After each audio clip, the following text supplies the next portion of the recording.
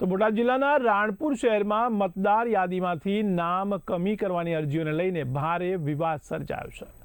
ત્યારે રાણપુર શહેરના અંદાજે 120 જેટલા મતદારોના નામ મતદાર યાદીમાંથી કમી કરવા માટે અરજીઓ આપવામાં આવી હોવાનું સામે આવતા જ સ્થાનિક મતદારોમાં ભારે રોષ ફેલાયો છે।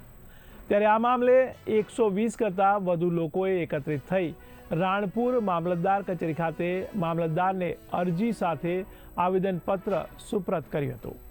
આવેદનપત્રમાં મતદારોએ જણાવ્યું છે કે કોઈ પૂર્વ જાણ અથવા તો યોગ્ય તપાસ વિના જ તેમના નામ મતદાર યાદીમાંથી કમી કરવાની અરજી કરવામાં આવી હોવાના કારણે લોકશાહી અધિકારો પર આઘાત પહોંચે તેવી સ્થિતિ ઊભી થઈ છે।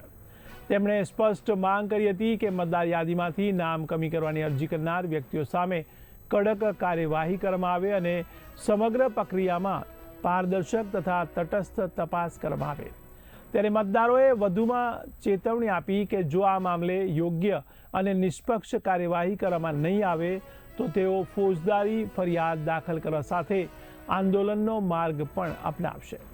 તો રાણપુર મામલતદાર કચેરી ખાતે આવેદનપત્ર આપવામાં આવ્યું ત્યારે મોટી સંખ્યામાં લોકો હાજર રહ્યા હતા, જેને કારણે સમગ્ર વિસ્તારમાં પણ ચર્ચાનો માહોલ સર્જાયો છે। ત્યારે હાલ મામલતદાર દ્વારા રજૂઆતને સ્વીકારી લેવામાં આવી છે અને આગળની કાર્યવાહી અંગે તપાસ હાથ ધરવામાં આવશે તેવી આશા વ્યક્ત કરવામાં આવી રહી છે।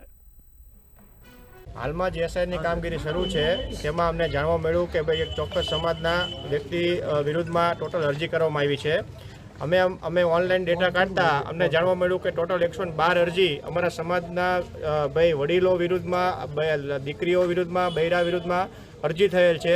એ અરજીના અનુસંધાને અમે આજે ભાઈ મામલતદારને રજૂઆત કરવા આવ્યા છીએ કે કોઈને પણ સાંભળ્યા વગર અથવા કોઈને પણ વેરીફાઈ કર્યા વગર એક પણ નામ કમી ન થાય। જે વ્યક્તિ 112 જણા હાજર છે બધા તમારી સમક્ષ અત્યારે હાજર છે। 3 પેઢી તમને કોઈ અહીંયા હોવા છતાં કોઈ તમને કોઈ ગમે તે આવીને અરજી કરી જાય કે આનું નામ કમી કરી નાખો તો અમે મામલતદાર રજૂઆત કરી કોઈનું પણ નામ સાંભળ્યા વગર તમે ભાઈ કેન્સલ ન કરતા। એ કંઈ આ ષડયંત્ર છે। આ એક જ સમાજના લોકોને ટાર્ગેટ બનાવવામાં આવ્યા છે। ગુજરાતમાં અને હિન્દુસ્તાનની અંદર એક જ સમાજના લોકોને નામ કમી કરવામાં આવ્યા છે। જે કંઈ આ થઈ રહ્યું છે એ ખોટું થઈ રહ્યું છે અને આના વિરોધમાં પોલીસ સ્ટેશનમાં ફરિયાદ કરવી જોઈએ। જે કંઈ અધિકારી હોય કે જે કોઈ આગેવાનો હોય ખોટી અરજી કરી નામ કમી કરાવવા, જે હિન્દુસ્તાનના રહીશ લોકો છે, ગુજરાતના રહીશ લોકો છે અને એના જે હયાત હોવા છતાં જો નામ કમી કરવામાં આવે તો ખરેખર બંધારણની વિરોધમાં છે। ઓફિશિયલી કોઈ જાણકારી આપવામાં આવી નથી। અમારા વિરુદ્ધ 7 નંબરનું ફોર્મની અરજી કરી નાખવામાં આવી છે કે નામ કમી કરવા માટે। આ તો રાણપુરના પરેશભાઈ કોઠારિયા જાગૃત નાગરિક તરીકે મેં તપાસ કરતા ઓનલાઈન એમની રીતે નામ મેળવતા 500 ઉપર નામ રાણપુરના છે ટોટલ ધંધુકા વિધાનસભાના। એમાંથી જાણ કરતાં આટલા લોકો 112 કે 15 જણા અત્યારે આવેલ છે। અમે સાહેબને એવી રજૂઆત કરેલ છે કે ભાઈ આ BLOએ કામગીરી કરેલ છે એ ખરેખર સાચી છે કે આ વિરુદ્ધ જે અરજી ખોટી કરીને અમારે આ ખોટું અમારી ઉપર આક્ષેપબાજી કરવામાં આવી છે કે નામ કમી કરવામાં। આ એક જાતનું ષડયંત્ર છે। આ જે કોઈ વ્યક્તિ અરજી કરનાર છે 5 જ વ્યક્તિ છે, 500 ઉપર છે, એટલે એ વ્યક્તિની તપાસ કરવી આ ખોટું છે। આ લોકો બધા તદ્દન એમની વાત ખોટી છે। આ લોકો બધા અહીંયા હયાત છે। જે વેબસાઇટ છે એમાં અમુક અરજદારો દ્વારા મતદારો સામે વાંધો રજૂ કરેલ છે। ફોર્મ નંબર 7 ઓનલાઈન ભરેલ છે।